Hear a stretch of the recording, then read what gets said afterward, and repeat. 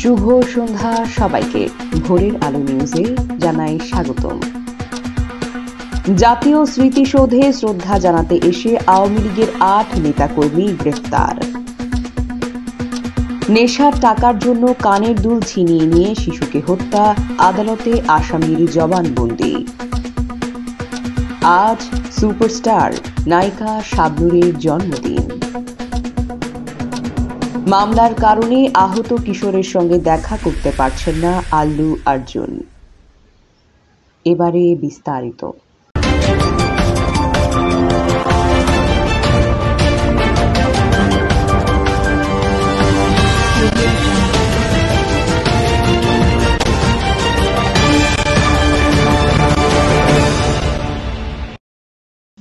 জাতীয় স্মৃতিসৌধে শ্রদ্ধা জানাতে এসে আওয়ামী লীগের ৮ নেতাকর্মীরা গ্রেফতার।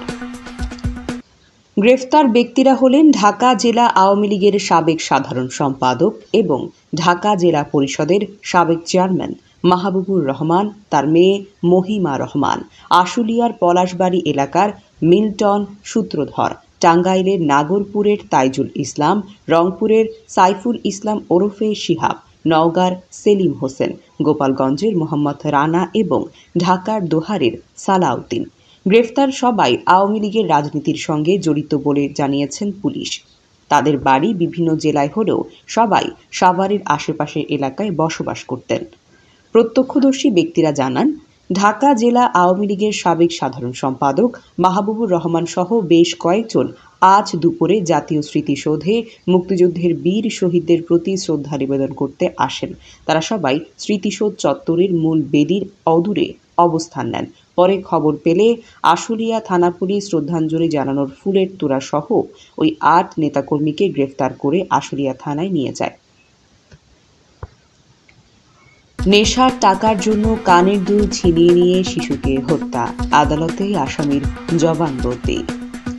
সাতক্ষীরার আশাশুনিতে ৯ বছরের শিশু নুসরাত জাহান হত্যার ঘটনায় রেজওয়ান কবির ওরফে জনি নামের এক তরুণকে গ্রেফতার করেছে পুলিশ। গতকাল সোমবার বিকেলে আসামি রেজওয়ান কবির আদালতে স্বীকারোক্তি দিয়ে জানিয়েছেন, নেশার টাকার জন্য কানের দুল ছিনতাই করতে গিয়ে শিশু নুসরাতকে শ্বাসরোধ করে হত্যা করেছেন তিনি। এর আগে গত শনিবার বেলা ৩টার দিকে উপজেলার আগারদারি গ্রামের এক পুকুরের পাড়ে নুসরাতের লাশটি পাওয়া যায়। আজ সোমবার বেলা ১টার দিকে সাতক্ষীরা পুলিশ সুপারের সম্মেলন কক্ষে এক সংবাদ ব্রিফিংয়ে পুলিশ সুপার মোহাম্মদ মনিরুল ইসলামকে বলেন, ৯ বছরের শিশু নুসরাত জাহান তার হত্যার সঙ্গে জড়িত থাকার অভিযোগে আশাশুনির আগারদারি গ্রামের রেজওয়ান কবিরকে রোববার গ্রেফতার করা হয়েছে। গ্রেফতার মাদকাসক্ত যুবক রেজওয়ান কবির পুলিশের কাছে প্রাথমিক জিজ্ঞাসাবাদে এই হত্যাকাণ্ডের কথা স্বীকার করেছেন। আজ ১৭ ডিসেম্বর ঢাকায় চলচ্চিত্রের সফল নায়িকা শাবনূরের জন্মদিন। ১৯৭৯ সালের এই দিনে যশোর জেলার শার্শা উপজেলার নাভারণে জন্মগ্রহণ করেন তিনি। তার পারিবারিক নাম কাজী শারমিন নাহিদ নূপুর। প্রখ্যাত নির্মাতা এহতেশাম তার নাম বদলে রাখেন শাবনূর। এই নামে তিনি সিনেমা জগতে উজ্জ্বল এক নক্ষত্রের মতো।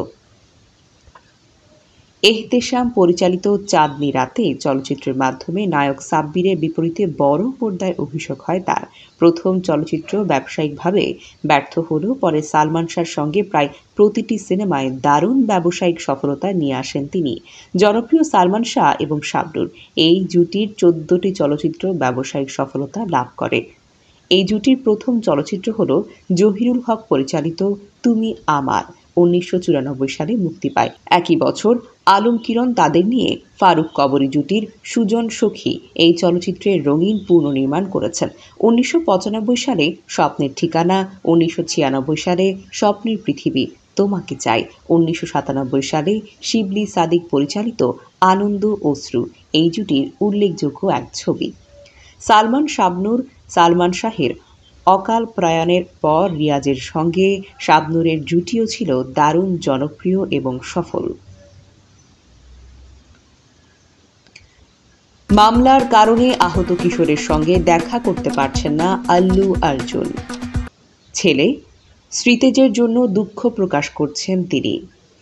৪ ডিসেম্বর রাতে হায়দ্রাবাদের সন্ধ্যা থিয়েটারে পুষ্পা 2 দ্য রুল ছবির প্রিমিয়াম চলাকালে রেবতী নামের এক নারীর মৃত্যুকে ঘিরে অভিযুক্ত হিসেবে আল্লুর নামটি উঠে এসেছে। এদিন রাতে রেবতী পদপৃষ্ঠ হয়ে মারা গেছেন। তার ১৩ বছরের ছেলে শ্রীতেজ এই রাতে গুরুতরভাবে আহত হয়েছিল।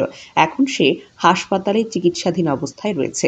রেবতীর পরিবার আল্লু অর্জুনের বিরুদ্ধে মামলা করেছিল, কারণ আল্লু এদিন রাতে আচমকা সন্ধ্যা থিয়েটারে গিয়েছিলেন। এই দক্ষিণী তারকার সঙ্গে ছিলেন তার নিরাপত্তা কর্মীরা।